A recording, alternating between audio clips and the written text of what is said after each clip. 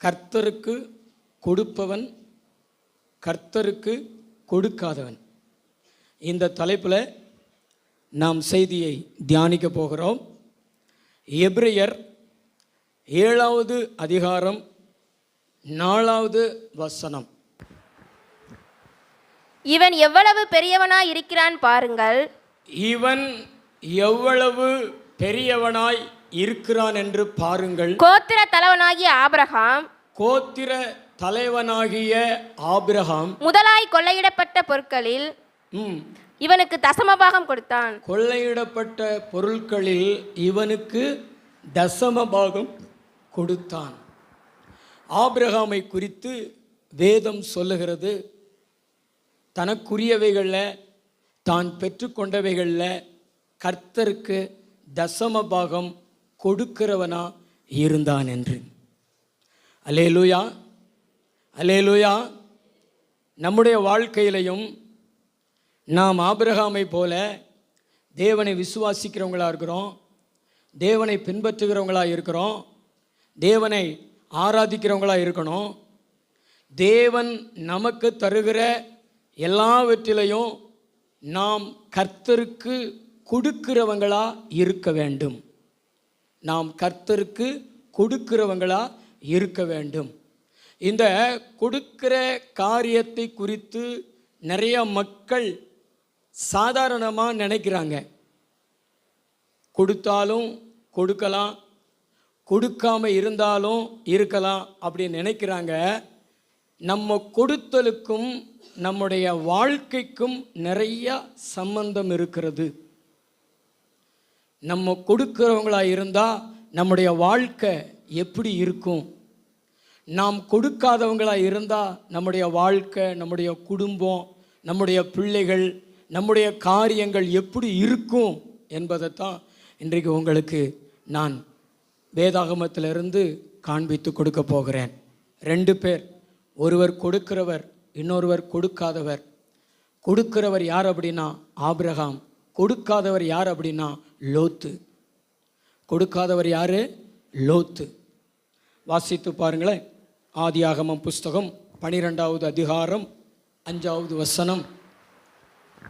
Abraham தன் மனைவியாகிய சாராயையும், Abraham தன் மனைவியாகிய சாராயையும், தன் சகோதரனுடைய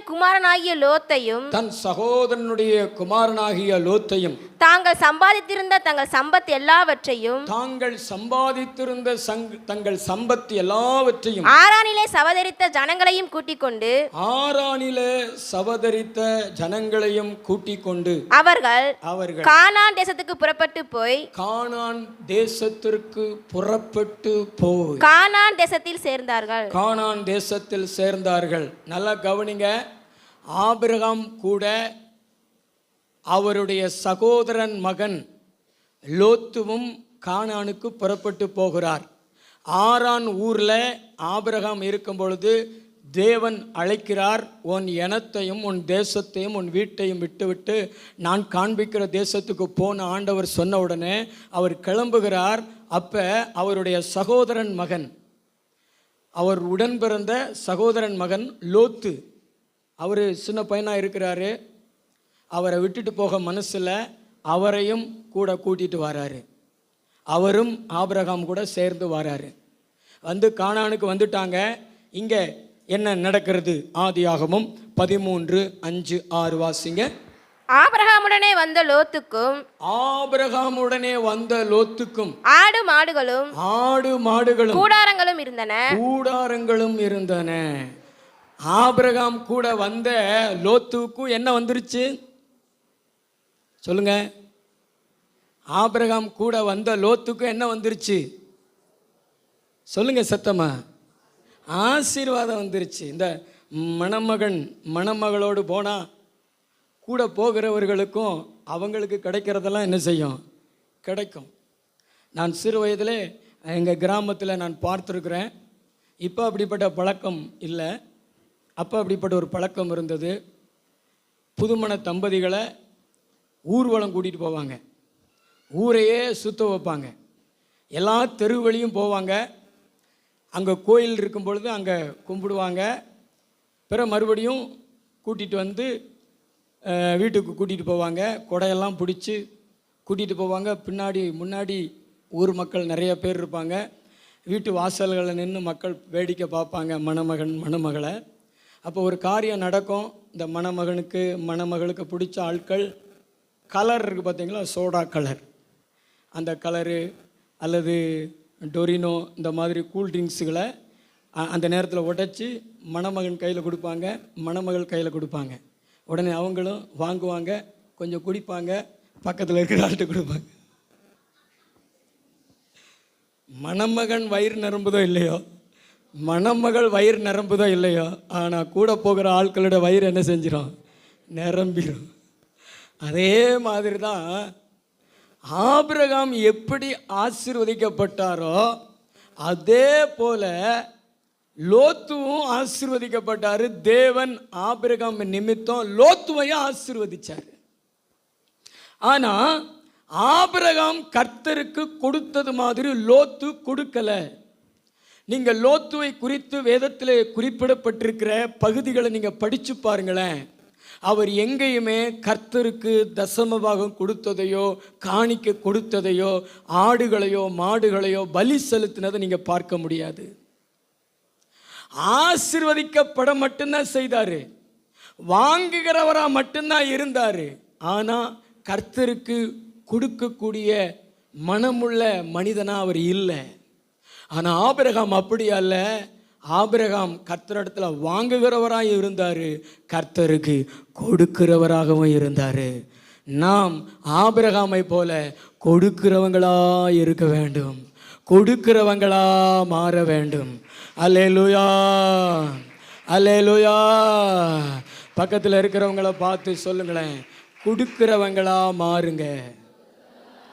இன்னைக்கு இந்த வாலிப பிள்ளைகளிடத்துலையுமே அந்த கொடுக்கிற பண்பு இல்லை, வாலிபர்களிடத்துலையுமே அந்த கொடுக்கிற அந்த பழக்கம் இல்லை, பண்பு இல்லை. குடும்ப தலைவர்கள் பெரியவர்களிடத்துலையுமே கொடுக்கறதுல ஒரு தீவிரத்தை நம்ம பார்க்க முடிகிறதில்ல. ஆனால் நம்ம கொடுக்கிறவங்களா இருந்தால் தான் நம்ம வாழ்க்கை ஆசீர்வாதத்தை நோக்கி பயணிக்கும். நம்ம கொடுக்கிறவங்களா இருக்கும் பொழுது தேவன் நம்முடைய குடும்பத்தை எப்படியெல்லாம் ஆசீர்வதிப்பார் அப்படிங்கிறத நான் உங்களுக்கு காண்பிக்கிறேன். நாம் எப்படிப்பட்டவங்களா இருக்கணும் சொல்லுங்களேன் சத்தமாக. பக்கத்துவங்களை பார்த்து சொல்லுங்களேன், கொடுக்கிறவங்களா இருக்கணும். நம்ம கொடுக்கிறவங்களா இருக்கும் பொழுது தான் தேவன் ஆசீர்வதிக்கிறவரா நம்ம வாழ்க்கையில் வெளிப்படுவார். நல்ல கைத்தட்டி ஆண்டவருக்கு நல்ல நன்றி சொல்லுவோம். நல்ல ரெண்டு கைகளை தட்டி கர்த்தருக்கு ஸ்தோத்திரம் செலுத்துவோம். ஆமென், ஆமென், ஆமென், ஆமென். கர்த்தர் நல்லவர். கொடுக்கிறவன் எப்படி இருப்பான், கொடுக்காதவன் எப்படி இருப்பான், அதைத்தான் உங்களுக்கு சொல்ல போகிறேன். ஆதியாகமம் 13வது அதிகாரம் 12வது வசனம். ஆதியாகமம் 13:12. ஆபிரகாம் கானான் தேசத்தில் குடியிருந்தான். ஆபிரகாம் கானான் தேசத்தில் குடியிருந்தான். லோத்து அந்த யோர்தானுக்கு அருகான சமபூமியில் உள்ள பட்டணங்களில் வாசம் பண்ணி சோதோமுக்கு நேரே கூடாரம் போட்டான். 14-15 வாசிங்க.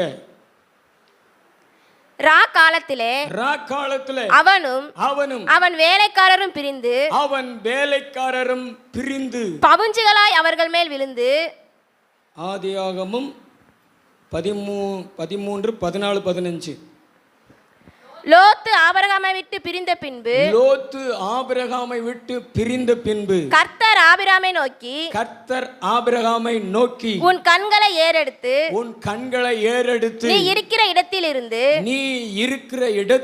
வடக்கேயும் தெற்கேயும் கிழக்கேயும் மேற்கேயும் நோக்கிப்பார். நீ பார்க்கிற இந்த பூமி முழுவதையும் நான் உனக்கும் உன் சந்ததிக்கும் என்றைக்கும் இருக்கும்படி கொடுத்து உன் சந்ததியை பூமியின் தூளை போல பெருக பண்ணுவேன். ஒருவன் பூமியின் தூளை என்ன கூடுமானால் உன் சந்ததியும் எண்ணப்படும். நீ எழுந்து தேசத்தின் நீளமும் அகலமும் அம்மட்டும் நடந்து திரி உனக்கு அதை தருவேன் என்றார். நான் சொல்லுகிறத நல்லா கவனிங்க பிரதர். நம்ம கர்த்தருக்கு கொடுக்கிறத ரொம்ப சாதாரணமாக நினைக்கிறோம். ஆனால் உலக பிரகாரமாக அதில் இருக்கக்கூடிய நன்மைகளை நம்ம அறிந்து வைத்திருக்கிறோம். உலக பிரகாரமாக என்ன நன்மைகளை நம்ம அறிஞ்சு வச்சிருக்கிறோம்? கொடுக்கறதுனால உறவுகள் என்ன செய்யும்? வளரும். கொடுக்கறதுனால உறவுகள் என்ன செய்யும்? வளரும். அதனால தான் சொந்த பந்தத்துக்குள்ளே பாருங்களேன், ரொம்ப நெருங்கின சொந்தமாக இருந்துச்சுன்னா அதுக்கு தக்கன கொடுப்பாங்க. கொஞ்சம் தூரத்து சொந்தமாக இருந்தாலும் கொடுப்பாங்க. நண்பர்களாக இருந்தாலும் கொடுப்பாங்க. மக்கள் இந்த கொடுக்கிற பழக்கத்தை ஒருவருக்கு ஒருவர் ஒரு நல்லதுலையோ ஒரு கெட்டதுலையோ ஒரு பழக்கத்தை ஏற்படுத்தி வச்சிருக்கிறாங்கன்னா அந்த உறவுகள் வளர வேண்டும், உறவுகள் பிரிஞ்சு போயிடக்கூடாது, உறவுகள் பெருக்கம் அடைய வேண்டும், நெருக்கமாக இருக்க வேண்டும் என்று சொல்லி தான் அதை செய்கிறாங்க. ஆனால் இதையெல்லாம் செய்து சரியாய் தங்களுடைய உறவுகளை காத்து கொள்ளுகிற மனிதர்களுக்கு தேவனோடு உறவை ஏற்படுத்தி கொள்ளவும் அந்த உறவிலே நெருங்கவும் மக்களுக்கு வெளிப்பாடுகள் இல்லை. ஆனால் பைபிள் சொல்லுகிறது, நீங்கள் தேவனுக்கு கொடுக்கிறவங்களா இருந்தீங்கன்னா நீங்கள் தேவனை நம்புறீங்கன்னு அர்த்தம். தேவன் உங்களை நம்புவார். உங்களோடு கூட தேவன் நெருக்கத்தை ஏற்படுத்தி கொள்வார். நீங்களும் தேவனோடு நெருக்கத்தை ஏற்படுத்தி கொள்வீங்க. உறவு வளரும். இங்கே சொல்லப்பட்டிருக்கிறது, ஆபிரகாமை விட்டு லோத்து பிரிந்த பின்பு அவன் கானான் தேசத்திலேயே குடியிருந்தான். அவன் கர்த்தரை விட்டு போகலை, கர்த்தரை விட்டு விலகலை. கர்த்தர் எந்த இடத்துல இருக்க சொன்னாரோ அந்த இடத்துல தன்னை வைத்துக்கொண்டு அங்கே குடியிருந்தான். அப்ப கர்த்தர் ஆபிரகாமின் இடத்துல பேசினாரு. ஆபிரகாம் ஆண்டவர் பேசுகிறதை கேட்டாரு. ஆண்டவர் பேசுகிறதை கேட்டு அதன்படி நடந்தாரு. அங்கே உறவுகள் வளருகிறத நம்ம பார்க்கிறோம்.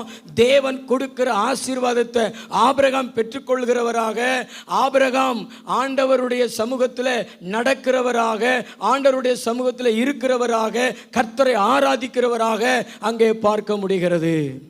அல்லேலூயா. கைகளை உயர்த்தி அல்லேலூயா சொல்லுங்களேன். அல்லேலூயா. கர்த்தருக்கு நம்ம கொடுக்கிறவங்களா இருந்தா கர்த்தரோடு நமக்கு நெருக்கம் அதிகமாகும். கர்த்தரோடு நாம் நெருங்கி இருப்போம். ஆபிரகாமுக்கு ஆண்டவர் அன்னைக்கு ஆசீர்வாதங்களை கொடுத்தாரு. அவர் கொடுத்த ஆசீர்வாதங்களை பார்க்கும் பொழுது நம்மளையே பிரமிக்க வைக்கிறது. உலக மனிதன் கொடுக்கிற அந்த கொடுத்தலுக்கும் தேவன் கொடுக்கிற அந்த கொடுத்தலுக்கும் வித்தியாசம் உண்டு. உலக மனுஷன், நீங்கள் ஒரு பந்தியில் சாப்பிட்டுக்கிட்டு இருக்கிறீங்கன்னா உங்களுக்கு முன்பாக கொஞ்சோண்டு எடுத்து வைப்பான். ஆனால் தேவன் அப்படி அல்ல. இந்த ஆபிரகாமை பார்த்து சொல்கிறாரு, எம்மட்டும் அம்மட்டும் எடுத்துக்கோ. ஆண்டவர் சொல்கிறார், நீ பார், இதெல்லாம் உனக்கு தருவேன். இந்த பூமியின் தூளை போல உன் சந்ததியை பெருக பண்ணுவேன். நீ கிழக்கிலையும் மேற்கிலையும் வடக்கிலையும் திக்கிலையும் நட, இதெல்லாம் உனக்கு தருவேன்னு ஆண்டவர் வாக்கு கொடுக்கிறாரு. அல்லேலூயா. ஆண்டவரோடு நம்ம உறவு நெருக்கம் ஏற்படும் பொழுது நம்முடைய வாழ்க்கையின் ஆசீர்வாதத்தின் எல்லைகளுமே விரிவடையும் என்பதை நம்ம மறந்து போயிடக்கூடாது. அல்லேலூயா, அல்லேலூயா. ஆண்டவருக்கு நீங்கள் கொடுக்கிறவங்களா இருந்தீங்கன்னா ஆண்டவரோடு உங்களுடைய நெருக்கம் அதிகமாகி கொண்டு இருக்கும். கொடுக்கிறவன் தேவனை நெருங்கி கொண்டே இருப்பான். கொடுக்கிறவன் தேவனை நெருங்கி கொண்டே இருப்பான். கொடுக்கிறவன் தேவனை நெருங்கி கொண்டே இருப்பான். பக்கத்தில் உங்களை பார்த்து சொல்லுங்களேன், கொடுக்கிறவன். நல்ல சத்தமா சொல்லுங்களேன், கொடுக்கிறவன். தேவனுக்கு கொடுக்கிறவன், ஊழியத்துக்கு கொடுக்கிறவன் தேவனோடு நெருங்கி கொண்டே இருப்பான். தேவனுக்கு சிநேகிதனாவான். தேவன் அவனை நம்பி ஆசீர்வாதத்துக்கு அளவே வைக்காம உனக்கு எவ்வளவு வேணுமோ அவ்வளவு ஆசீர்வாதத்தை அள்ளிக்கோ எடுத்துக்கொண்டு சொல்லி அவனை தன்னுடைய நம்பிக்கைக்குரிய பாத்திரவானாக மாற்றி அவன் ஆசீர்வதிக்க ஆரம்பிச்சிருவாரு. நல்ல கைத்தட்டி தேவனுக்கு நன்றி சொல்லுவோம்.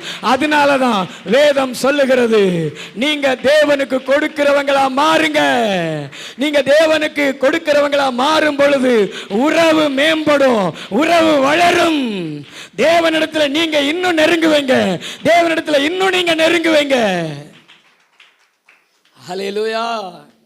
ஆனா இந்த கொடுக்காத அந்த லோத்து அவனுடைய வாழ்க்கை எப்படி போனது பாருங்களேன். ஆதியாகமம் 13:11. ஆதியாகமம் 13:11. அப்பொழுது லோத்து யோர்தானுக்கு அருகான சமபூமி முழுவதையும் தெரிந்து கொண்டு கிழக்கே பிரயாணப்பட்டு போனான். இப்படி அவர்கள் ஒருவரை ஒருவர் விட்டு பிரிந்து போனார்கள். தேவனுக்கு நீங்க கொடுக்காம இருக்கும் பொழுது நீங்க தேவனோடு ரொம்ப காலம் பயணிக்க முடியாது, ரொம்ப காலம் பயணிக்க முடியாது. நீங்க ஆசீர்வாதத்தை பெற்றுக்கொள்ற வரைக்கும் தேவனோடு பயணிப்பீங்க. நீங்க ஆசீர்வாதத்தை பெற்றுக்கொள்ற வரைக்கும் தேவனோடு இருப்பீங்க. கொஞ்சம் உங்களுக்கு ஆஸ்திகள் பெருக, காசு பணமெல்லாம் பெருக, எல்லாம் பெருக ஆரம்பித்த உடனே தேவனை விட்டு பிரிஞ்சு போயிடுவீங்க. இந்த ஆபிரகாமை விட்டு, ஆண்டவரை விட்டு லோத்து பிரிஞ்சு போனது மாதிரி நீங்களும் பிரிஞ்சு போயிடுவீங்க. உங்களுடைய உறவு தேவனோடு நெருக்கம் ஏற்பட்டு கொண்டே இருக்கணும் அப்படின்னா நீங்கள் கர்த்தருக்கு எல்லா விதத்திலையும் கொடுத்து அவருடைய உண்மைக்குரியவங்களா, அவருடைய விசுவாசத்துக்குரியவங்களா நீங்கள் மாற வேண்டும். அல்லேலூயா. ஏன் ஆபிரகாம் ஆண்டவரோடு நெருக்கத்தை ஏற்படுத்தி கொண்டார், ஆண்டவருக்காக கொடுத்தார். லோத்து ஆண்டவருக்காக கொடுக்க மறுத்து ஆண்டவரை விட்டு பிரிஞ்சு போனார்னா, ஆபிரகாமுக்கு சொத்து மேலே ஆசை கிடையாது, ஆபிரகாமுக்கு பணத்தின் மேலே ஆசை கிடையாது. ஆனால் லோத்துவுக்கு எதன் மேலே ஆசை இருந்துச்சு சொல்லுங்களேன்? பணத்தின் மேலே ஆசை இருந்துச்சு. இந்த கொடுக்கிற காரியத்துக்கும் சாத்தானுக்கும் ரொம்பவே தொடர்பு உண்டு. அனனியா சப்பீராள் தங்களுக்குரிய நிலத்தை விற்று ஒரு பகுதியை அவங்க வஞ்சித்து வைத்து ஆலயத்துக்குள்ளே வரும்பொழுது, அனனியா வரும்பொழுது அப்போஸ்தலனாகிய பேதுரு கேட்ட கேள்வி, நீங்கள் ஒரு பகுதியை வஞ்சித்து வைத்து பரிசுத்த ஆவியானவரிடத்தில் பொய் சொல்லும்படி சாத்தான் உங்கள் இருதயத்தை நிரப்பினது என்ன? சாத்தான் உங்கள் இருதயத்தை நிரப்பினது என்ன அப்படி கேட்கிறாரு. ஏன்னா சாத்தானுக்கு தெரியும், பிசாசுக்கு தெரியும், நீ ஆபிரகாமை போல பெத்த பிள்ளையை கூட கொடுக்க துணிகிற அளவிற்கு உங்களுக்குள்ள விசுவாசம் இருந்துச்சுன்னா தேவனோடு நீ நெருங்கிடுவ, தேவன் உன்னிடத்துல நெருங்கிடுவாரு, உன்னையும் தேவனையும் பிரிக்க முடியாது என்று சொல்லி பிசாசு அறிந்து ஆண்டவரோடு நெருக்கம் ஏற்படக்கூடாதபடிக்கு பிசாசு எந்த காரியத்தில் கையை வைப்பாம்னா, கர்த்தருக்கு கொடுக்கிற காரியத்தில், கர்த்தருக்கு கொடுக்கிற காரியத்தில் அவன் உங்களிடத்துல பேசுவான். நீ கொடுக்காத, கர்த்தருக்கு கொடுக்காத, நீ கர்த்தருக்கு கொடுக்கிறதுனால உனக்கு என்ன கிடைக்க போகிறது அப்படி சொல்லி பேசுவான். ஆனா ஒன்றை புரிந்து கொள்ளுங்க, உங்களுக்கும் தேவனுக்கும் உறவு அதிகப்பட வேண்டும் என்றால் நீங்கள் தேவனை விட்டு பிரிந்து போகாம தேவனோடு நடக்கணும், தேவனோடு இருக்கணும், தேவனோடு வாழணும்னா உங்களுக்கு தருகிற எல்லாவற்றிலையும் கர்த்தருக்கு நீங்கள் கொடுத்தே ஆக வேண்டும். அப்பொழுதுதான் தேவன் உங்களிடத்தில் நெருங்கி வருவாரு, அப்பொழுதுதான் நீங்களும் தேவனிடத்தில் நெருங்க முடியும். அப்படி நெருங்கும் பொழுதுதான் உங்களுடைய உறவுகள் பலப்படும். நம்பிக்கை இருந்துச்சுன்னா, நான் சொல்றதை நிறைய பேர் இருதயத்தில் ஏற்றுக்கொள்ளலன்னு நினைக்கிறேன். நம்பிக்கை இருந்துச்சுன்னா நல்ல தலைக்கு மேல கை தட்டி தேவனை மகிமைப்படுத்துங்களேன், தேவனை மகிமைப்படுத்துங்களேன். கொடுக்கிறதுல தான் என்ன பலப்படும்? உறவு. அதுவும் தேவனோடு இருக்கிற உறவு. உங்களுடையவர்களுடைய உறவுகளெல்லாம் உங்களிடத்தில் பலப்பட்டு இருப்பதற்கு காரணம் நீங்கள் தியாகமாக கொடுக்குறீங்க. அக்கா தங்கச்சி பிள்ளை, அண்ணன் தம்பி பிள்ளை, எங்கள் அம்மா எங்கள் அப்பா அப்படின்னு சொல்லிட்டு கொடுக்குறீங்க. நீங்கள் கொடுக்காம விடுங்களேன், உறவுகள் உங்களை காலி பண்ணிட்டு போயிடும். அதற்கு கொடுக்கிறது தவறு இல்லை என்று நான் சொல்லலை. ஆனால் தேவனோடு இருக்கிற உறவை நீங்கள் ஏன் விரிவுபடுத்திக் கொள்றீங்க? இந்த லோத்து மாதிரி தேவனை விட்டு பிரிந்து போவதற்கு நீங்க ஏன் இடம் கொடுக்கிறீங்க? ஆபிரகாம் போல ஆண்டவர் உங்களிடத்தில் பேசுகிற அளவுக்கு, எம்மட்டும் அம்மட்டுன்னு சொல்ற அளவுக்கு ஆசீர்வாதத்தின் அளவை நீங்க வைக்காம ஆண்டவரே உங்களை நம்பி ஆசீர்வாதத்தின் அளவை வைக்கிற அளவுக்கு அவருடைய இருதயத்தை கவர்ந்து கொள்ளுங்கள். அவருடைய விருப்பத்தை நீங்கள் நிறைவேற்றுகிறவர்களாய் மாறுங்கள். அவருடைய நம்பிக்கைக்குரிய பாத்திரவான்களாய் மாறுங்கள். மாறுவீங்களா? எத்தனை பேர் மாறுவீங்க? கைகளோ தலையிலையா சொல்லுங்களேன். ஹல்லேலூயா. நீங்க தேவனுக்கு கொடுக்காம இருக்கும் பொழுது நீங்க ஜெபிக்கிற ஜெபத்தில் கூட அவருடைய பிரசன்னத்தை நீங்க உணர முடியாது. ஆனால் நீங்கள் தேவனுக்கு எல்லாத்துலேயும் உண்மை உள்ளவங்களாக இருந்து அவருக்கு கொடுக்குறவங்களாக இருந்துட்டு நீங்கள் ஒரு சின்ன ஜெபம் பண்ணாலுமே தேவ பிரசன்னத்தை உணரலாம். தேவன் உங்களுடைய ஜெபத்துக்கு பதில் கொடுக்கிறத நீங்கள் அனுபவிக்கலாம். கலாத்தியர் நிருபத்தில் 6வது அதிகாரம் 6வது வசனத்தில் அப்போஸ்தலனாகிய பவுல் கலாத்தியர் திருச்சபைக்கு அதை தான் எழுதுகிறார். வாசிங்களேன். மேலும் திருவசனத்தில் உபதேசிக்கப்படுகிறவன் உபதேசிக்கிறவனுக்கு சகல நன்மைகளிலும் பகிர்ந்து கொடுக்க கடவன். சகல நன்மைகளிலும் பகிர்ந்து கொடுக்க கடவன். மோசம் போகாதிருங்கள். நல்லா கவனிங்க. மோசம் போகாதிருங்கள். தேவன் தம்மை பரியாசம் பண்ண ஒட்டார். தேவன் தம்மை பரியாசம் பண்ண விட மாட்டார். மனுஷன் எதை விதைக்கிறானோ அதையே அறுப்பான். எதை விதைக்கிறானோ அதையே அறுப்பான். தன் மாம்சத்திற்கென்று விதைக்கிறவன் மாம்சத்தினால் அழிவை அறுப்பான். ஆவிக்கென்று விதைக்கிறவன் ஆவியினாலே நித்திய ஜீவனை அறுப்பான். நாம் ஆண்டவருக்கு கொடுக்க மறுக்கும் பொழுது, ஆனா நன்மைகளை மாத்திரம் நம்ம பெற்றுக்கொள்ளும் பொழுது, ஊழியக்காரனை கூப்பிட்டு நம்ம வேலைக்காக ஜெபித்து, நம்முடைய பிள்ளைகளுக்காக ஜெபித்து, நம்முடைய குடும்பங்களுக்காக ஜெபித்து ஆசீர்வதிக்கப்படுறோம். அவர் மூலமா போதனைகளை பெறுறோம். ஆராதனையில் தேவ பிரசன்னத்தை அனுபவிக்கிறோம். நன்மைகளை பெற்றுக்கொண்டே இருக்கிறோம். ஞான நன்மைகளை பெற்றுக்கொண்டே இருக்கிறோம். ஆனால் நிறைய வந்த பின்பு கொடுப்பதற்கு மனதில்லை, ஞான நன்மைகளை கொடுக்க மனதில்லை. அப்படிப்பட்டவங்களை குறித்து தான் அப்போஸ்தலனாகிய பவுல் சொல்கிறாரு, மோசம் போகாதிருங்கள். மோசம் போகாதிருங்கள் அப்படின்னா என்ன அர்த்தம்? ஏமாந்து போகாதிருங்கள், மோசம் போகாதிருங்கள். தேவன் தன்னை பரியாசம் பண்ண விட மாட்டார். அதாவது ஆண்டவரிடத்தில் பெற்றுக்கொள்ள மாத்திரம் செய்து ஆண்டவருக்கு கொடுக்க மனதில்லாதவங்களை குறித்து வேதம் சொல்லுகிறது, நீங்கள் தேவனை பரியாசம் பண்ணுகிறீர்கள், நீங்கள் தேவனை கேலி பண்ணுகிறீர்கள், நீங்கள் தேவனை கிண்டல் பண்ணுகிறீர்கள். அடுத்து சொல்றாரு, நீங்க மாம்சத்திற்கென்று விதைச்சீங்கன்னா மாம்சத்தினால் அழிவை அறுப்பீங்க, ஆனா ஆவிக்கென்று விதைச்சீங்கன்னா நித்திய ஜீவனை அறுப்பீர்கள் என்று சொல்லுகிறாரு. தேவனுக்கும் உங்களுக்கும் இருக்கிற உறவு பலப்படும். இயேசு கிறிஸ்து உங்களுக்கு ஜீவனா மாறிடுவாரு. நீங்க நித்திய ஜீவனை சுதந்தரித்துக் கொள்வீங்க. பரலோகத்துக்கு பாத்திரவான்களா, பரலோகத்துக்கு பங்குள்ளவங்களா மாறிடுவீங்க. கை தட்டி ஆண்டவருக்கு நன்றி சொல்லுங்க.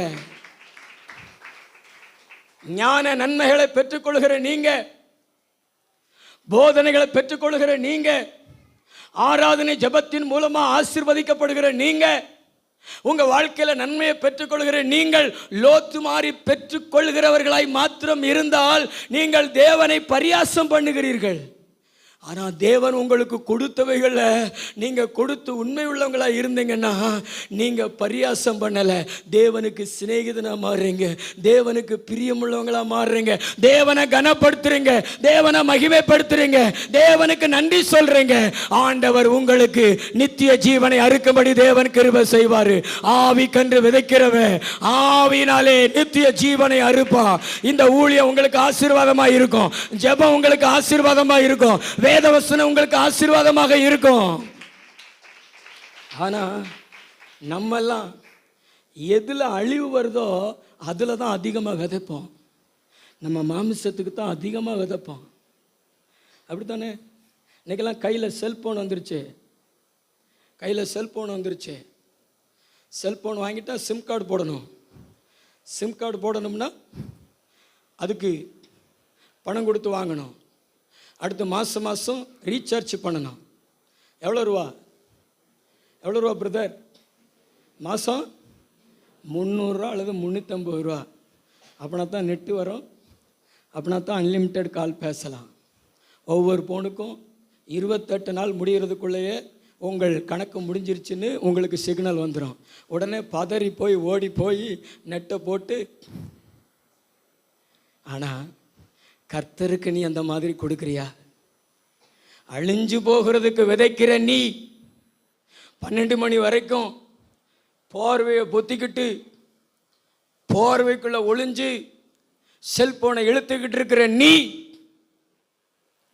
ஆண்டவருடைய ஊழியத்துக்காக, ஆண்டவருடைய நாமத்துக்காக உனக்கு தேவன் தருகிற அந்த வருமானத்தில் ஒரு பகுதியை கொடுக்குறியா?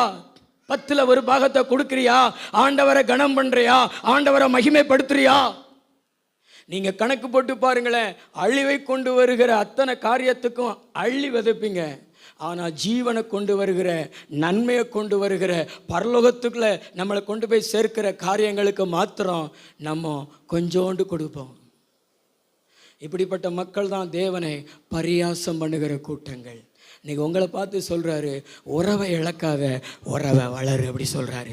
பக்கத்துல உங்களை பார்த்து சொல்லுங்களேன், உறவை இழக்காதீங்க. தேவனோடு நெருங்குவதற்கு நல்ல கையை பிடிச்சி சொல்லுங்களேன், ஒரு ஃபீலிங்கோடு சொல்லுங்களேன், தேவனோடு நெருங்குவதற்கு தியாகமா அள்ளி கொடுங்க. கர்த்தரை மகிமைப்படுத்துங்க, கர்த்தரை கனப்படுத்துங்க. உறவு வளரும். உறவு வளர்ந்துருச்சுன்னா ஆசீர்வாதத்தின் எல்லைகளும் உங்களுக்கு விரிவாகும்.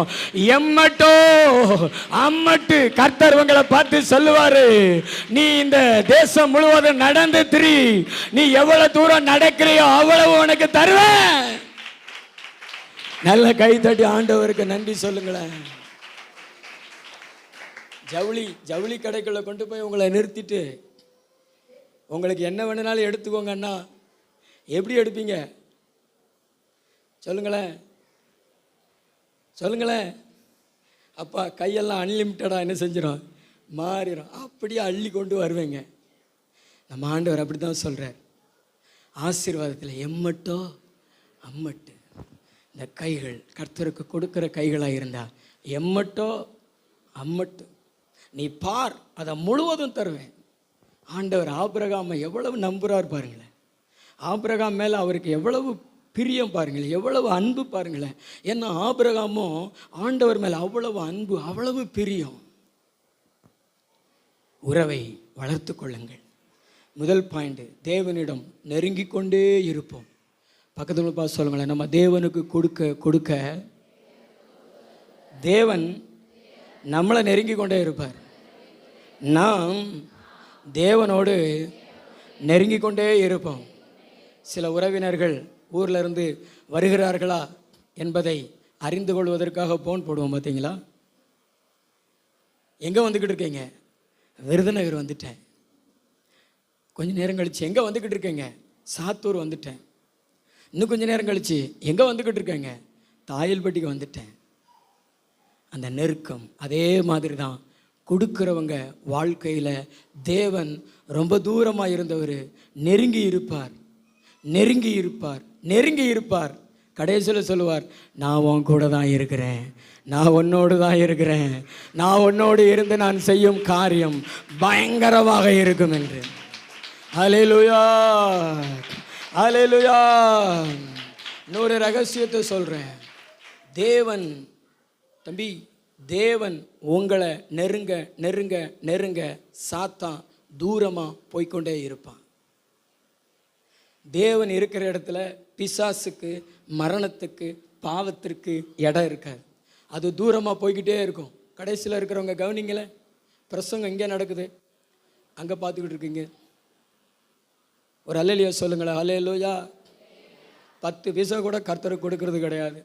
ஆமாம், இந்த கிறிஸ்மஸ்ஸு காணிக்கை கொடுக்கறது கிடையாது, விபிஎஸ் காணிக்கை கொடுக்கறது கிடையாது, ஈஸ்டர் காணிக்கை கொடுக்கறது கிடையாது. கவர் எடுத்துகிட்டு போகிறது, பவராக கவர் எடுத்துகிட்டு போகிறது.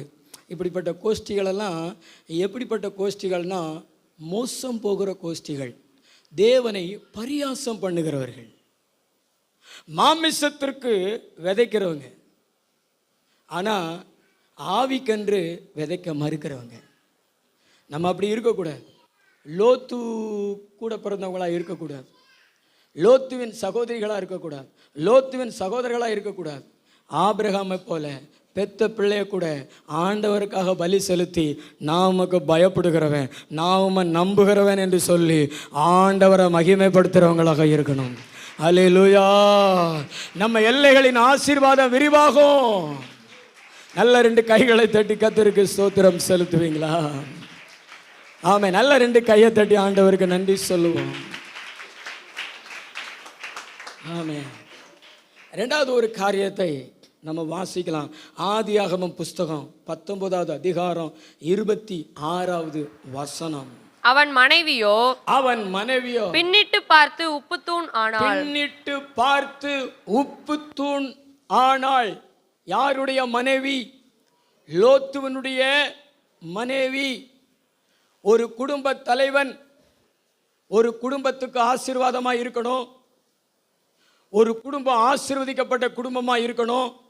ஆசீர்வதிக்கப்பட்ட குடும்பம் எந்த குடும்பம் அப்படின்னா, உன் மனைவி வீட்டோரங்களில் கனிதரும் திராட்சை கொடியை போல் இருப்பாள். உன் பிள்ளைகள் பந்திய சுத்திலும் ஒலிவமர கன்றுகள் போல் இருப்பார்கள். இதுதான் ஆசீர்வதிக்கப்பட்ட குடும்பம். ஆனால் ஒரு காலத்தில் ஆசீர்வதிக்கப்பட்ட குடும்பமாக இருந்த லோத்துவின் குடும்பம் இன்னைக்கு சாபத்துக்குள்ளே போயிருச்சு. லோத்துவினுடைய மனைவி உப்பு தூணா மாறிட்டா. இன்றைக்கும் அவள் உப்பு தூணாய் மாறின அந்த பாறை அந்த இடத்துல இருக்கிறது. சோதம் குமரோ அழியும் பொழுது, தேவன் சோதம் குமாராவை அழிக்கும் பொழுது தூதர்கள் சொன்னாங்க, மலைக்கு ஓடிப்போ, நீ திரும்பி பார்க்காத அப்படின்னு சொன்னாங்க. அவங்க தாமதம் பண்ணிக்கிட்டு இருக்கும் பொழுது கையை பிடிச்சி வெளியே கொண்டு இழுத்து விட்டுட்டாங்க. லோத்து மனைவி பிள்ளைகளெல்லாம் போய்கிட்டு இருக்கிறாங்க. கையில் ஒன்றும் எடுத்துகிட்டு போகலை. மனைவி பிள்ளைகளோடு தான் போகிறாங்க. ஆனால் தூதன் ஒரு வார்த்தை சொல்லியிருந்தார், நீ பின்னிட்டு திரும்பி பாராத, பின்னிட்டு திரும்பி பார்த்தேன்னா உப்பு தூணா மாறிடுவேன்னு. லோத்து பின்னிட்டு திரும்பி பார்க்கலை, பிள்ளைகள் திரும்பி பார்க்கலை. ஆனால் மனைவி, இந்த பெண்கள் தானே துட்டு விஷயத்தில் ரொம்ப சிக்கனமாக இருப்பாங்க. ஆமென், அல்லேலூயா.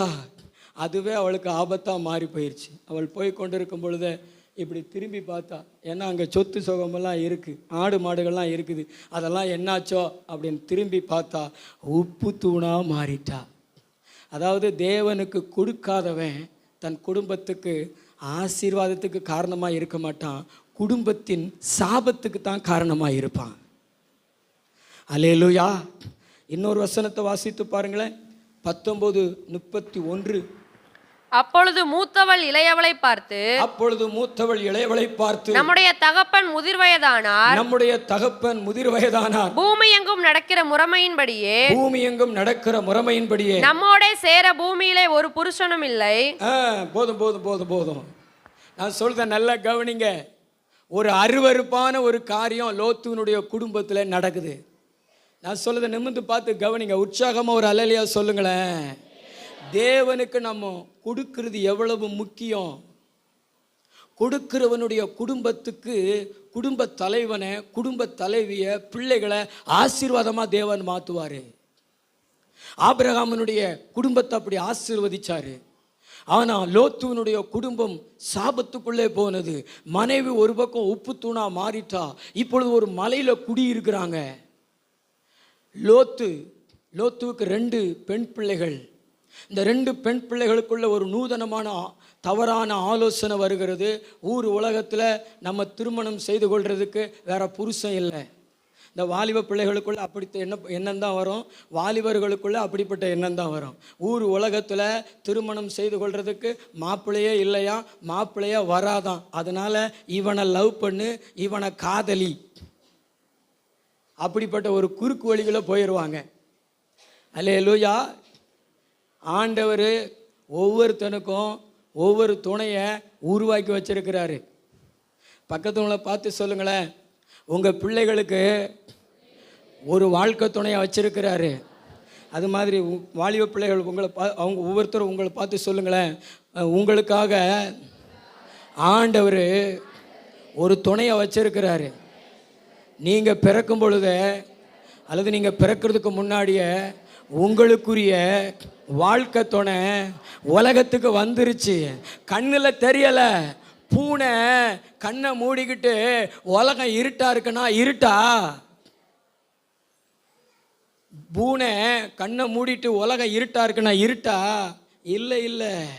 அது மாதிரி தான் எனக்கு மாப்பிள்ளையே வராது, என் பிள்ளைக்கு மாப்பிள்ளையே இல்லை, என் பிள்ளை கருப்பாக இருக்குது, அப்படியெல்லாம் நீங்கள் கவலைப்பட தேவையில்லை.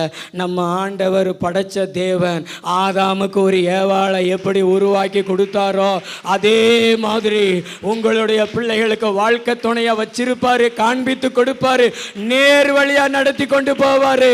நீ கர்த்தருக்காக காத்திருந்தீனா கர்த்தர் எனக்கு ஒரு வாழ்க்கை துணையை கொடுப்பாரு, கர்த்தர் எனக்கு ஒரு வாழ்க்கை துணையை கொடுப்பாரு அப்படின்னு சொல்லிட்டு காத்திருந்தேனா உன் வீட்டுக்கு நேர கொண்டு வருவாரு. ரெபெக்காளுடைய வீட்டுக்கு தேவன் கொண்டு வந்தது மாதிரி உன் வீட்டுக்கு தேவன் கொண்டு வருவார். நீ தேடி போகவில்லை, ஆண்டவர் உன்னை தேடி கொண்டு வருவார். நீ தேடி கொண்டு போக தேவையில்லை, ஆண்டவர் வீட்டுக்கு கொண்டு வருவாரு. நம்புறீங்களா? நல்ல கை தட்டி தேவனை மகிமைப்படுத்துங்க. ஆனா பிள்ளைகளுக்கு அவசரம். ஸ்கூலுக்கு படிக்க அனுப்புனா அங்க லவ், கல்லூரிக்கு படிக்க அனுப்புனா அங்கே என்னது? லவ். இந்த கூட்டிகிட்டு ஓடுற கேஸுகள்லாம் எங்கே அதுக தவறி விழுந்திருக்கிறது அப்படின்னா ஸ்கூலில், ஒரே ஸ்கூலில் படிக்கும் பொழுது. பள்ளிக்கூடத்துக்கு படிக்க அனுப்புனா படிக்கத்தானே செய்யணும். ஆனால் அங்கே என்ன உங்களுக்கு காதல்? அல்லேலூயா. படிக்க போகிற இடத்துக்கு நீங்கள் என்ன தான் செய்யணும்? படிக்கத்தான் செய்யணும். படித்து அந்த ஸ்கூலை விட்டு வெளியே வரும்பொழுது நல்ல ஒரு மார்க் எடுத்து அடுத்த ஒரு உயர்வு கல்விக்கான ஒரு படியில் நீங்கள் ஏறணும். ஆனால் சின்ன வயசுலேயே காதலில் விழுந்து 9ஆம் கிளாஸில் 10ஆம் கிளாஸில் காதலில் விழுந்து அப்படியே வளர்க்கிறது. காதல் வளர்த்தேன் அப்படின்னு சொல்லிட்டு பாட்டு பாடிக்கிட்டே காதலை வளர்க்கிறது. அல்லேலூயா. என்ன அல்லேலூயா வர மாட்டேங்குது? காதலை வளர்க்குறாங்க. ஆவிக்குரிய வாழ்க்கையில் வளருங்க அப்படின்னா காதலை வளர்க்குறாங்க. எல்லாம் சாத்தான். லோத்துவினுடைய பிள்ளைகளுடைய ஆவி இன்னைக்கு இருக்கிற பிள்ளைகளுக்குள்ள வரக்கூடாது. ஊர் உலகத்தில் ஆட்களே இல்லையாக்கோ எங்கேயாவது போய் தங்கி இருந்து தன் பிள்ளைகளுக்கு 2 மாப்பிள்ளையை பார்த்து திருமணம் பண்ணி உலக முறையின்படி வாழலாமே. ஆனால் அவளுகளுக்கு இச்சை, அவளுகளுக்கு குறுக்கு புத்தி, தகப்பன் மேலேயே இச்சை. அவனுக்கு மதுபானத்தை கொடுத்துட்டு திராட்சரசம், அதாவது போதையற அந்த மதுபானத்தை கொடுத்துட்டு ஒவ்வொருத்தையும் ஒரு நாள் பாவம் செஞ்சு 2 பிள்ளைகளை பெற்றெடுக்கிறா. ஒருத்தனுக்கு பேர் மோவாபு, இன்னொருத்தனுக்கு பேர் அம்மோனியன். இந்த 2 வம்சங்களை ஆண்டவர் பிற்காலத்தில் என் சமூகத்தில் அவன் சேரவே கூடாதுன்னு சொல்லிட்டு ஆண்டவர் அடைச்சிடுறாரு.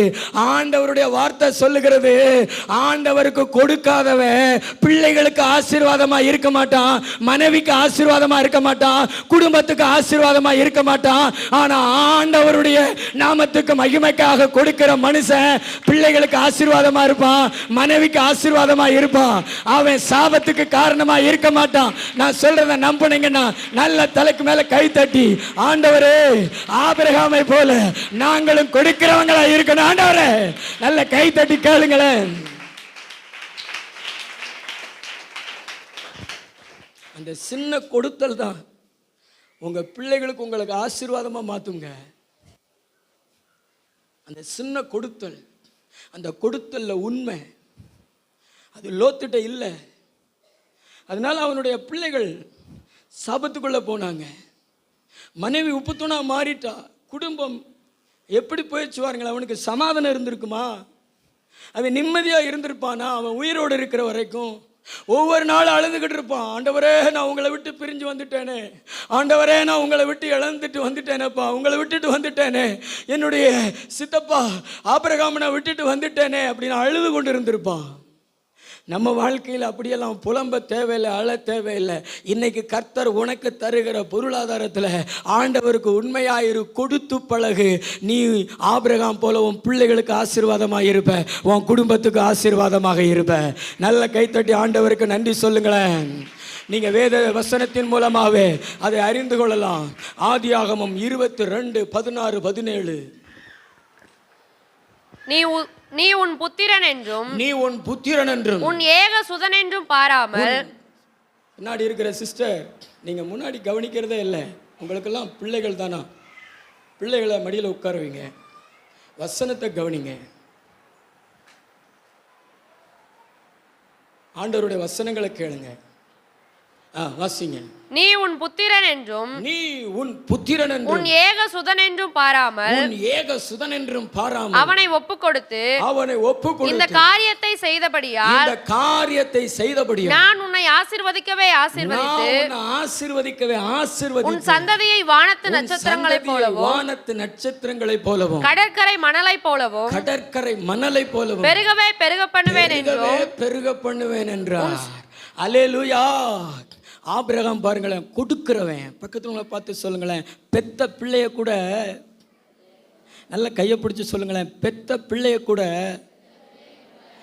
ஆண்டவருக்கு காணிக்கையாக கொடுத்து பிள்ளைகளுடைய ஆசீர்வாதத்துக்கு, சந்ததியின் ஆசீர்வாதத்துக்கு காரணமாக மாறினார். ஆண்டவர் ஆபிரகாமை பார்த்து சொல்கிறாரு, இன்னைக்கு அப்படிப்பட்ட ஆபிரகாம்கள் சபையில் எழும்பணும். பிள்ளைகளுக்காக, பேர பிள்ளைகளுக்காக கர்த்தருக்கு கொடுக்க வேண்டியதை கூட கொடுக்காத பெற்றோர்கள் இருக்கிறாங்க, மனிதர்கள் இருக்கிறாங்க. ஆனால் பெத்த பிள்ளைகளை கூட ஆண்டவருக்காக காணிக்கை கொடுக்கிற அளவிற்கு அப்படிப்பட்ட ஒரு துணிவு கொண்டிருக்கிற பெற்றோர்கள் சபையில் இல்லை. இன்னைக்கு குழந்தைகள் பிறந்த உடனே குழந்தைகள் தான் விக்கிரகமாக மாறிடுறாங்க.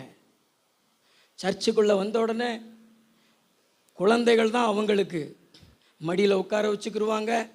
வரையில் வீட்டில் இருந்தே நிறையா தின்பண்டங்களை வாங்குவாங்க, அமுக்குவாங்க. கர்த்தரை ஆராதிக்க மாட்டாங்க. பிள்ளைகள் எங்கே இருக்காங்க, அங்கே இருக்காங்க. அதாவது பிள்ளைகள் தான் இன்னைக்கு பெற்றோருக்கு கடவுளாக மாறிடுறாங்க. பெரிய பிள்ளைகள் ஆனாலும் கர்த்தருக்கு மேலே பிள்ளைகளை வைக்கிறது கிடையாது. கர்த்தருக்கு, அதாவது கர்த்தருக்குள்ள பிள்ளைகளை வைக்கிறது கிடையாது. கர்த்தருக்கு மேலே தான் பிள்ளைகள். சர்ச்சுக்கு வராட்டாலும் அதை கண்டுகொள்வது கிடையாது.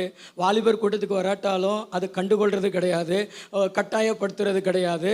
ஆனால் மற்ற காரியங்கள் எல்லாம் ரொம்ப சீரியஸாக இருப்பாங்க, கட்டாயப்படுத்துவாங்க, அக்கறையாக இருப்பாங்க. ஆனால் கூட்டங்களுக்கு வர்றதிலெல்லாம் அவங்க கண்டுகொள்ள மாட்டாங்க. இப்படிப்பட்ட பெற்றோர்களெல்லாம் பிள்ளைகளுக்கு சாபமாக இருப்பாங்க. எப்படி இருப்பாங்க? சாபமாக இருப்பாங்க. ஆனால் எந்த பெற்றோர் பிள்ளைகளுக்கு ஆசீர்வாதமாக இருப்பாங்கன்னா, கர்த்தருக்கு மேலே பிள்ளைகளை வைக்காத எந்த பெற்றோரும் பிள்ளைகளுக்கு ஆசீர்வாதமாக இருப்பாங்க. என்ன வேலை? சர்ச்சு தான் முதல்ல. என்ன தூக்கம்? சர்ச்சு தான் முதல்ல. அதிகாலை ஜெபத்துக்கு வா, முழு ஜெபத்துக்கு வா, ஆண்டவரை தேடு, பைபிளை படி, ஜெபம் பண்ணுன்னு சொல்லிட்டு கர்த்தருக்குள்ள எந்த பெற்றோர் தங்களுடைய பிள்ளைகளை பலவந்தப்படுத்துகிறார்களோ அவங்க தாங்க ஆசீர்வாதமான பெற்றோர். நான் சொல்றது உங்களுக்கு புரிகிறதா? கைகள் ஒரு தலையிலையோ சொல்லுங்களேன். எங்கள் ஜாய் புலசிக்கு கூட போன வருஷம் ஞாயிற்றுக்கிழமை ஸ்கூல் வச்சாங்க. மேடத்திட்ட பேசுங்க, மிஸ்ஸிட்ட பேசுங்க அப்படியெல்லாம் என் மகள் சொன்னாள். நான் பேசினேன். அவங்க அதுக்கு சரின்னு சொல்லலை. நான் அதை கண்டுகொள்ளவும் இல்லை. சரி, ஆண்டவர் நமக்கு என்ன வச்சிருக்கிறாரோ அது நடக்கட்டும். ஆனால் ஞாயிற்றுக்கிழமை அது கர்த்தருக்குரிய நாள், அது ஆண்டவருக்குரிய நாள்.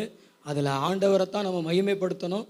அப்படியே அந்த ஸ்கூலில் ஒன்று வேண்டான்னு சொன்னாலும் வேறு ஸ்கூலில் ஒன்று சேர்ப்போம். ஆனால் ஞாயிற்றுக்கிழமை ஸ்கூலுக்கு அனுப்ப மாட்டோம். ஆமென், அல்லேலூயா. அதுக்கு பிறகு அவங்க ஒன்றும் கேட்கவும் இல்லை. அவங்களுக்கே புரிஞ்சுக்கிருச்சு, இவங்கெல்லாம் இப்படித்தான் இருப்பாங்க, இவங்கெல்லாம் கிறிஸ்துவின் பைத்தியங்கள் என்று அவங்க நினச்சிருப்பாங்க. உண்மையிலே நம்ம கிறிஸ்துவின் பைத்தியங்கள் தானே. அல்லேலூயா. நல்லா கை தட்டி தேவனை மகிமைப்படுத்துங்க. நல்லா 2 கைகளை தட்டி தேவனை மகிமைப்படுத்துங்க. ஏங்க, இந்த மார்க்கு, இந்த பாஸு, இதெல்லாம் ஏசுநாதர் இல்லைன்னா ஒன்றும் கிடையாது. தெரியுமா உங்களுக்கு? தெரியுமா? இந்த 460 மார்க்கு, 450 மார்க்கு, 534 மார்க்கு, இந்த மார்க்கெல்லாம் ஏசுநாதர் இல்லைன்னா ஒன்றும் கிடையாது. தெரியுமா உங்களுக்கு? ஜாய் ஸ்கூலில் முதல் மார்க் எடுத்தவன் 3 நாள் கூட ஆகலை, நின்றுக்கிட்டு இருந்த ஒரு லாரியில் போய் மோதி மரித்து போயிட்டான். School first. நான் யோசித்து பார்த்தேன், இந்த பையன் எப்படி படிச்சிருப்பான், அந்த வருஷம் முழுது எப்படி படிச்சிருப்பான். மார்க் ஷீட் இருக்குது, அந்த மார்க் ஷீட்டை பயன்படுத்துகிற அந்த மகன் இல்லை. அதுதான் படித்து சொல்லுவேன், கடவுளை தேடு, கடவுளை தேடு. 2வது கல்வி. கல்வியை தேவன் நமக்கு ஆசீர்வாதமாக மாற்றி தருவார். ஆனால் நீ கடவுளை விட்டுட்டேன்னா உன் கல்வி உனக்கு ஆசீர்வாதம் இல்லாமல் போயிடும். அப்படி படித்து சொல்லுவேன். ஆனாலும் நம்ம மக்கள் பார்த்தீங்கன்னா பயங்கர புலிகள் மாதிரி தான். சர்ச்சா விட்டுறே, இதில் பாஸ்டர் மேலே கோவம் வேற வந்துடும். பக்கத்தில் பார்த்து சொல்லுங்களேன், ஆசீர்வாதமான பெற்றோராக இருங்க, இல்லைனா பிள்ளைகளெல்லாம் கொண்டு வந்து சர்ச்சில் விட்டுருங்க. நாங்கள் வளர்த்து கட்டி கொடுத்துக்கிறோம். கைத்தட்டி ஆண்டவருக்கு ஒரு நன்றியை சொல்லுங்க. நல்லா 2 கையை தட்டி ஆண்டவருக்கு நன்றி சொல்லுங்க. ஆமாம், எங்கள் ஜோயல் கூட சொன்னான், எப்போ நம்ம ஒரு ட்ரஸ்ட்டு ஆரம்பிப்போமான்னு கேட்டான். என்ன ட்ரஸ்ட் அப்படின்னு கேட்டேன். ஏற்கனவே நம்ம ட்ரஸ்ட்டாக தானே வச்சுருக்கோம், இந்த ட்ரஸ்ட் இல்லை, தாய் தகப்பன் இல்லாத பிள்ளைகளெல்லாம் எடுத்து வளர்ப்போம்ன்றான். பரவாயில்ல, அந்த ஐடியா அவனுக்குள்ளே வந்திருக்கிறது. ஆமென், அல்லேலூயா. வருங்காலத்தில் கர்த்தருக்கு சித்தமானால் அதெல்லாம் நம்ம செயல்படுத்தலாமே. ஆமென். ஆனால் ஒன்றை மாத்திரம் புரிந்து கொள்ளுங்க, பிள்ளைகள் சாபத்துக்குள்ளே போகிறதுக்கு காரணமாக பெற்றோர்கள் இருக்கக்கூடாது. லோத்து மாதிரி இருக்கக்கூடாது. ஆபிரகாம் மாதிரி இருங்க, ஆபிரகாம் மாதிரி இருங்க. பிள்ளைகிட்ட சொல்லாமலே பிள்ளைய மோரியா மலைக்கு கொண்டு வந்து பலிப்பிடத்தை கட்டி, அந்த பலிப்பிடத்தின் மேலே பிள்ளைய கை கால்களை கட்டி கிடத்தி விறகு கட்டைகளை அடுக்கி வைத்து கத்தியை எடுத்து தன்னுடைய பிள்ளையினுடைய கழுத்தை வெட்ட துணிந்து போகிற நிலை வரைக்கும் பிள்ளையினிடத்தில் அறிவிக்காம தேவன் தான் பெருசு, தேவன் தான் மேலானவர், இது தேவன் கொடுத்தாரு, தேவன் நினைச்சார்னா இதை விட எத்தனை குழந்தைகள்னால கொடுப்பார்னு சொல்லிட்டு தைரியமா கத்தியை எடுத்த அந்த ஆபிரகாமனுடைய காதுகள்ல தான் ஆண்டவருடைய சத்தம் கேட்டுச்சு, ஆபிரகாமே உன் பிள்ளையாண்டன் மேல நீ கைய போடாத, நீ எனக்கு பயப்படுகிற நான் அறிந்திருக்கிறேன் அப்படி சொல்லிட்டு ஆபிரகாமை பார்த்து சொன்னாரு, நான் உன்னை ஆசீர்வதித்து வானத்து நட்சத்திரங்களை போல கடற்கரை மணலை போல பெருகவே பெருகவே பெருகவே பெருக பண்ணுவேன், உன் சந்ததியை பெருகவே பெருக பண்ணுவேன்னு சொன்னாரு. குடும்பத்துக்கு மாத்திரமல்ல, பிள்ளைகளுக்கு மாத்திரமல்ல, சந்ததிகளுக்கும் ஆசீர்வாதமாய் மாறின ஒரு மனுஷன் தாங்க ஆபிரகாம். ஹல்லேலூயா. நம்ம ஆண்டவருடைய காரியங்களை திருடி திருடி திருடி சாபத்தை சேர்த்து வைக்க கூடாது. நீங்கள் ஆண்டவருக்கு கொடுக்க வேண்டியதெல்லாம் திருடி திருடி நீங்கள் பிள்ளைகளுக்கு சாபத்தை சேர்த்து வச்சிடக்கூடாது. ஆண்டவர் நினச்சா உங்கள் பிள்ளைகளை பாதுகாக்க முடியாதா? உங்கள் பிள்ளைகளை பரிசுத்தத்தில் நடத்த முடியாதா? நீங்கள் ஆண்டவருக்கு கொடுத்து ஆபிரகாமை போல தேவனுக்கு பயப்படுகிறவன் என்று காண்பிக்காததுனால தானே ஆசீர்வாதமான பெற்றோரா நீங்கள் இல்லை. நீங்கள் மாறுங்க, கர்த்தர் உங்கள் பிள்ளைகளை மாற்றி நடத்துவார். குடும்பத்தின் சாபத்திற்கு காரணமானார் லோத்து, கொடுக்காதவர். பிள்ளைகள் சந்ததிகள் ஆசீர்வாதத்துக்கு காரணமானார் ஆபிரகாம். நீங்கள் யாரை போல இருக்க போகிறீங்க? பக்கத்தில் பார்த்துக்கணுங்களேன், நீங்கள் யாரை போல இருக்க போகிறீங்க? ஆபிரகாம் போலையா? லோத்து போலையா? நாங்கள் லோத்து போல தான் இருக்க போகிறோம் பாஸ்டர்னு சொல்கிறோங்க. சத்தம் வரலையே சொல்லுங்களேன். லோத்து போலயே இருங்க. நாங்கள் ஆபிரகாம் போல இருக்க போகிறோம் சொல்கிறோம். உங்கள் சத்தம் வரலையே சொல்லுங்களேன். வெறும் வாயில் சொன்னால் போதாது.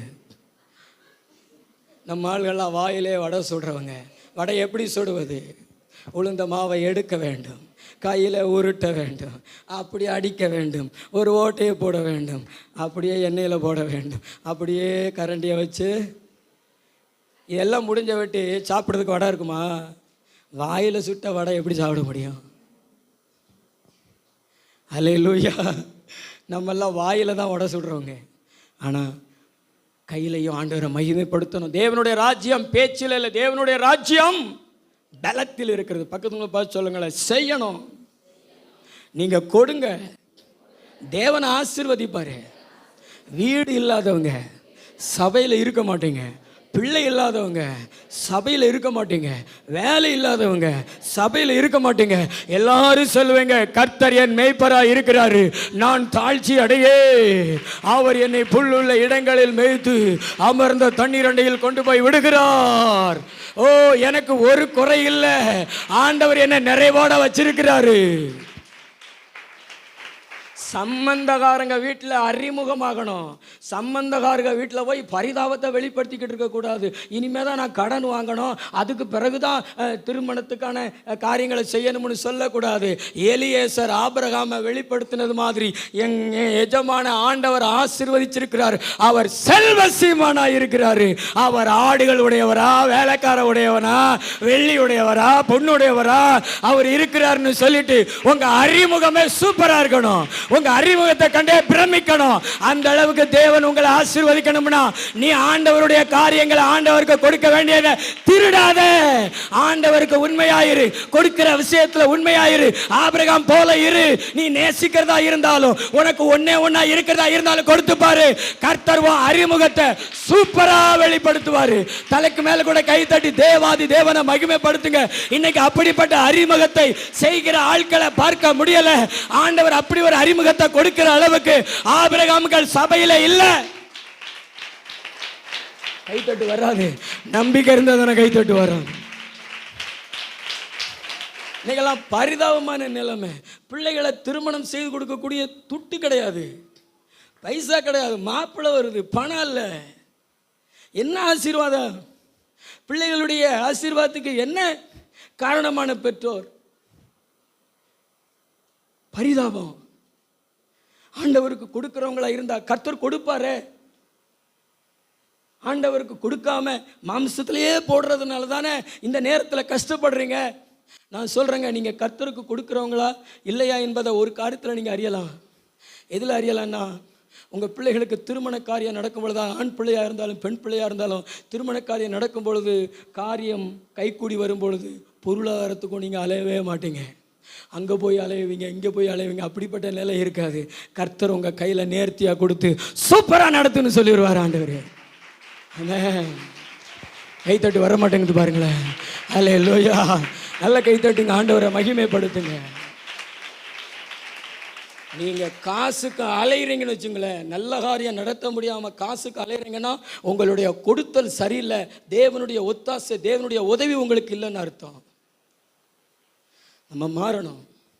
நம்ம பிள்ளைகளுக்கு ஆசீர்வாதமான பெற்றோராக மாறணுங்க.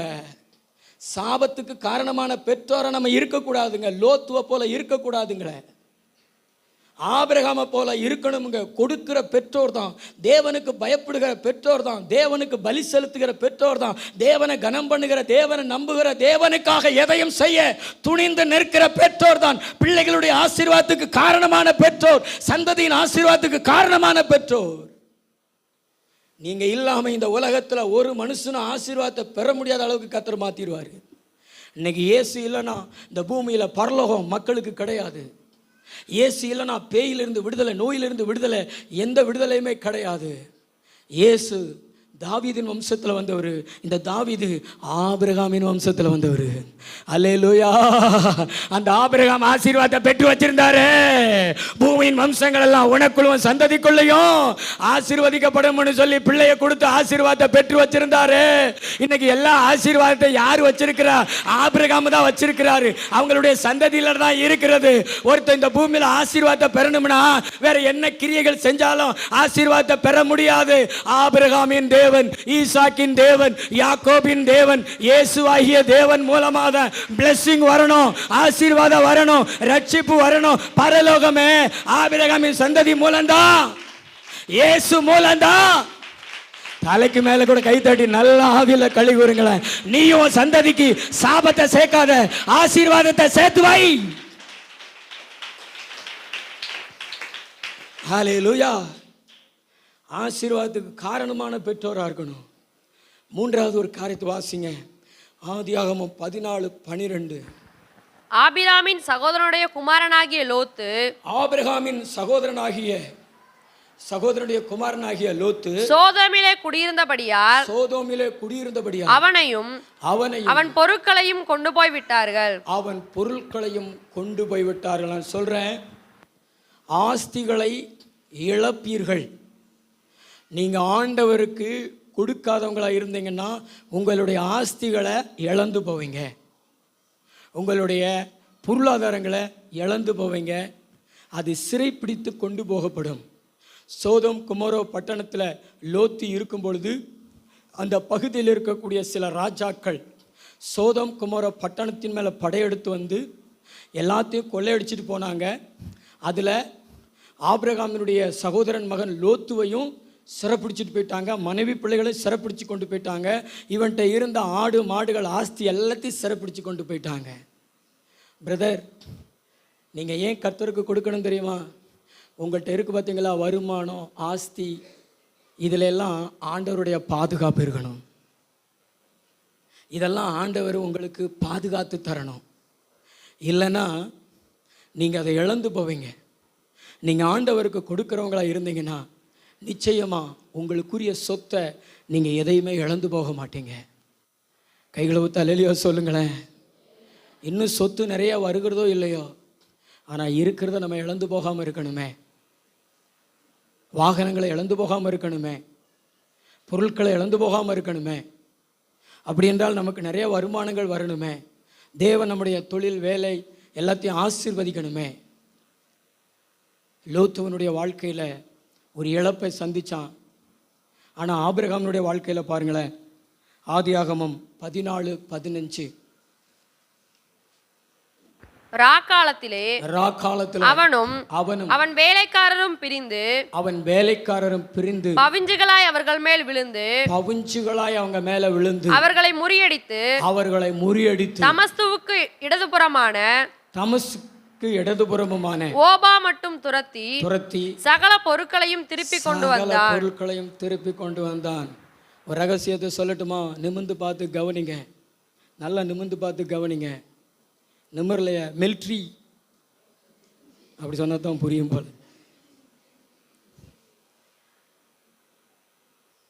நீங்கள் ஆண்டவருக்கு கொடுக்குறவங்களா இருந்தீங்கன்னா உங்களுடைய காதில் போட்டிருக்கிற கம்மல், கழுத்தில் போட்டிருக்கிற செயின், உங்கள் வீட்டு பத்திரம், அண்டா குண்டா எல்லாத்தையும் கொண்டா எதுவுமே பேங்கில் இருக்காது, அடகுல இருக்காது. நான் சொன்னது புரிஞ்சுதா உங்களுக்கு? இன்னைக்கு நிறைய பேருடைய வீட்டு பத்திரம் சிறையில் இருக்குது. நிறைய பேருடைய வீட்டில் இருக்கிற அண்டா குண்டா தொங்கட்டா நெக்லஸ் எல்லாமே பேங்க்ல இருக்குது. அடகு அடகு அடகு இதெல்லாம் சிறையிருப்பில் கிடக்குது.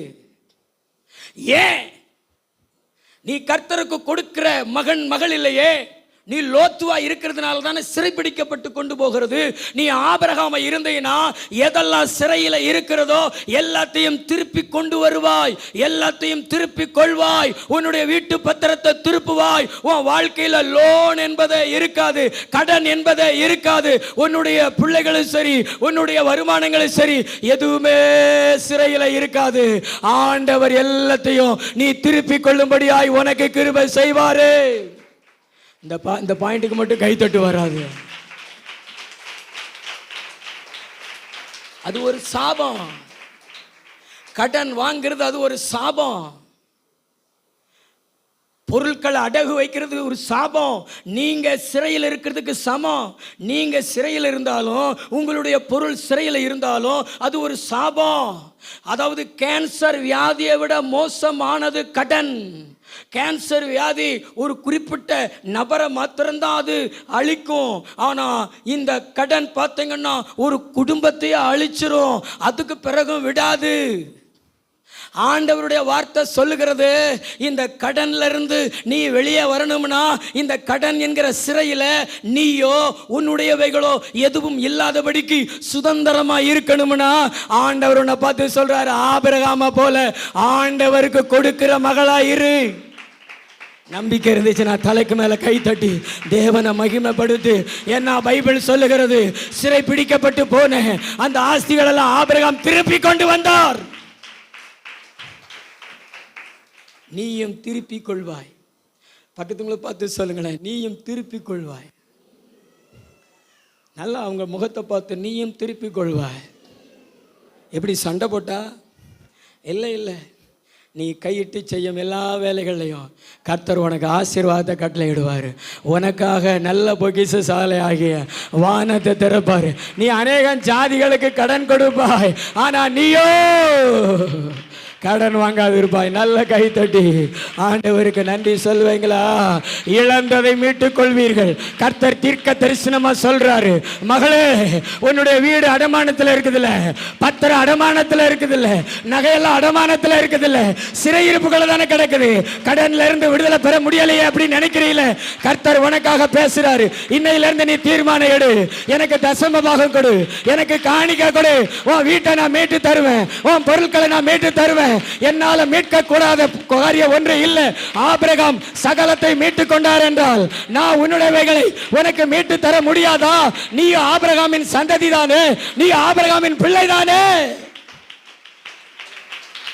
மீட்டு தருவேன். 318 பேர் தான். ஆனா 4-5 ராஜாக்களை முறியடிச்சு அத்தனை ஆஸ்திகளையும் ஆபிரகாம் திருப்பி கொண்டு வந்தார்னா அது மனுஷ பலத்தில் அல்ல, அது தெய்வ பலம். உன்னை விட சக்தி வாய்ந்து மலை மாறி உனக்கு மேலே இருக்கிற அந்த கடனை நீ அடைக்க முடியாது.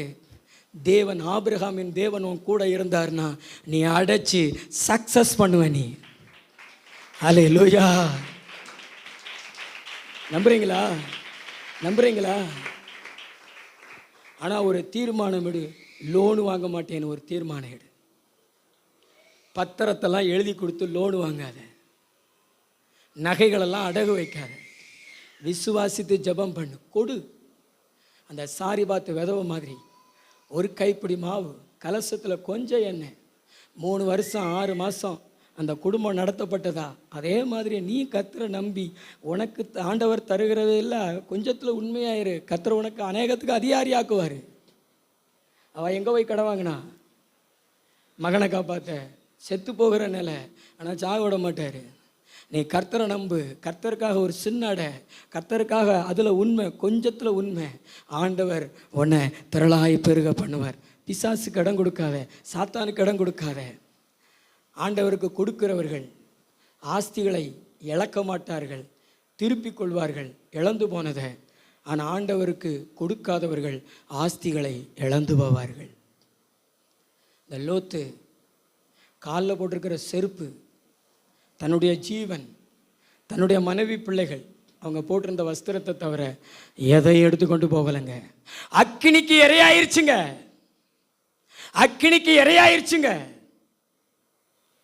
கந்தகத்துக்கு இரையாயிருச்சுங்க. சோதம் குமார பட்டணத்தில் ஆடு மாடுகள் எல்லாமே லோத்துக்குரியது அத்தனையும் தீக்கி இரையாயிருச்சுங்க. உங்களுடைய ஆஸ்தி ஆசீர்வாதமா இருக்கணும்னா, உங்க ஆஸ்தி உங்களுக்கு பயனுள்ளதா மாறணும்னா அதுல இருந்து கர்த்தருக்கு கொடுங்கங்க. அதுல கர்த்தருடைய பாதுகாப்பு இருக்கட்டும், அதுல கர்த்தருடைய ஆசீர்வாதம் இருக்கட்டும். யோபுவுக்கு அப்படித்தான் ஆண்டவர் பாதுகாப்பு கொடுத்து வச்சிருந்தாரு. யோபுவினுடைய கைகளின் கிரியை ஆசீர்வதித்தார். அவனுடைய சம்பத்து தேசத்தில் பெருகிற்று. அதுக்கு முன்னாடி சொல்லப்படுகிறது, சாத்தானே ஆண்டவரை பார்த்து சொல்றான், நீர் அவனையும் அவனுக்கு உண்டான எல்லாவற்றை சுற்றிலும் வேலி அடைக்கலையோ. ஆண்டவர் உங்க செருப்பை கூட ஆண்டவர் வேலி அடைச்சு வச்சிருப்பாரு. நீ கர்த்தருக்கு கொடுக்கிற மகனா மகளா இருந்தீனா உன் வாகனத்தை ஆண்டவர் வேலி அடைச்சு வச்சிருப்பாரு. உன்னுடைய ஒவ்வொன்றையும் கர்த்தர் வேலி அடைச்சு வச்சிருப்பாரு. உன் பிள்ளைய வேலி அடைச்சு வச்சிருப்பாரு. உன் கணவரை வேலி அடைச்சு வச்சிருப்பாரு. உன் மனைவியை வேலி அடைச்சு வச்சிருப்பாரு. மொத்தத்தில் ஆண்டவருடைய கட்டுப்பாட்டுக்குள்ள, ஆண்டவருடைய பாதுகாப்பு வளையத்துக்குள்ள கொண்டு வந்துருவாரு.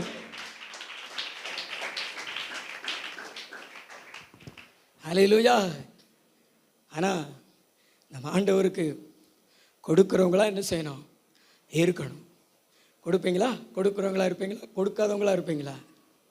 பக்கத்துல பார்த்து சொல்லுங்களேன், கொடுக்கிறவங்களா இருப்பீங்களா? கொடுக்காதவங்களா இருப்பீங்களா? அவங்க முகத்தை பார்த்து கேளுங்க, கொடுக்கிறவங்களா இருப்பீங்களா? கொடுக்காதவங்களா இருப்பீங்களா? ஆனால் அந்த கொடுக்கிற காரியத்தில் சாக்கு போக்கெல்லாம் பைபிளில் சொல்லப்படலை, ஏற்றுக்கொள்ளப்படவும் இல்லை. அந்த கைப்பிடி மாவு கலசத்தில் கொஞ்சம் எண்ணெய், இந்த உண்மையை எலியாட்ட சொல்லும் பொழுது எலியா அவளுக்கு வேண்டாம்லாம் சொல்லலை.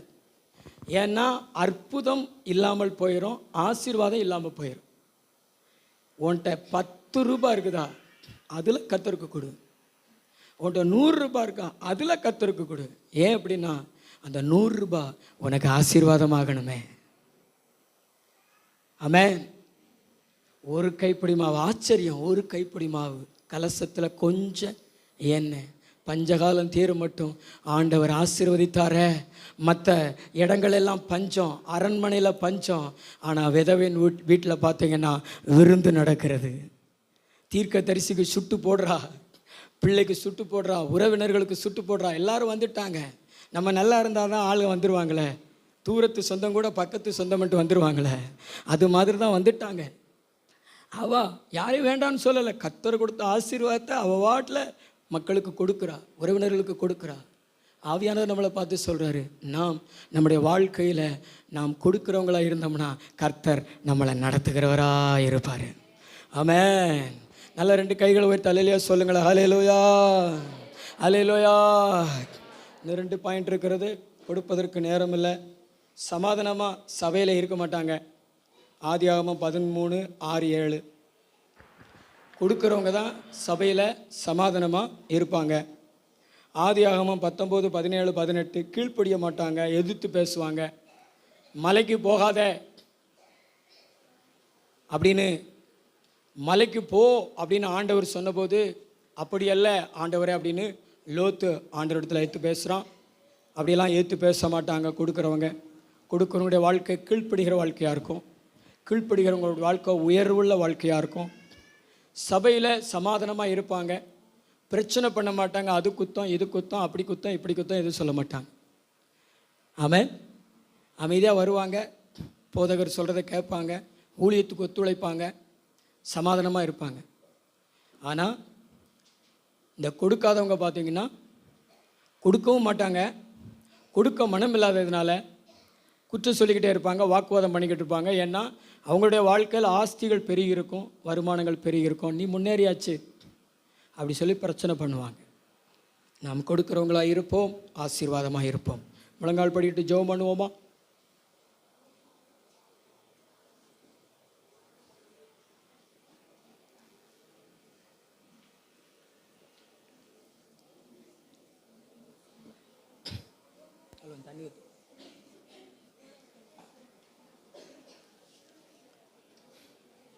எத்தனை பேர் ஆபிரகாம் போல எழுப்புவீங்க? இன்னையிலிருந்து ஒரு தீர்மானித்து, நான் லோத்து மாதிரி இருக்க மாட்டேன், நான் ஆபிரகாம் மாதிரி இருப்பேன்னு சொல்லுங்க. 2 கை உயர்த்தி ஒரு பொருத்தனை பண்ணுங்க. யாக்கோபு மாதிரி ஒரு பொருத்தனை பண்ணுங்க. உங்க உங்க ஆஸ்தியை நீங்க பாதுகாப்பதற்கு பொருத்தனை பண்ணுங்க. உங்க பிள்ளைகளுடைய ஆசீர்வாதத்துக்கு காரணமாகிறதுக்கு ஒரு பொருத்தனை பண்ணுங்க. சகோதரர்கள், ஒரு பொருத்தனை பண்ணுங்க. தேவனிடத்துல நெருங்குவதற்கு, உங்களுடைய உறவை பலப்படுத்துவதற்கு ஒரு பொருத்தனை பண்ணுங்க. அப்பா, நான் ஆபிரகாம் போல உமக்கு கொடுக்கிற மகனா இருப்பாண்டவரே, லோத்து மாதிரி பெற்றுக்கொள்கிற மகனா மாத்திரமல்ல, உமக்கு அள்ளி கொடுக்கிற மகனா இருப்ப, தியாகமா கொடுப்ப, ஆவி கண்டு விதைத்து நித்திய ஜீவனா இருப்ப. நல்ல 2 கைகளை தட்டி கொஞ்ச நேரம் ஆவில நல்ல 2 கைகளை தட்டி இயேசுவே அபிஷேகத்துல நிறைஞ்சு ஜெபம் பண்ணுங்க. எனக்கு கொடுக்கிற கிருபையை கொடுங்க இயேசுப்பா. நான் நிறைய சம்பாதிக்கிறேன் இயேசுப்பா, எனக்கு கொடுக்கிற கிருபையை கொடுங்க இயேசுப்பா. வாலிப பிள்ளைகள் கேளுங்க, இந்த வாலிப பருவத்திலேயே நான் கொடுக்கிற மகளா மாறன ஆண்டவரே, எனக்கு அப்படிப்பட்ட ஒரு கிருபையை கொடுங்க இயேசுவே.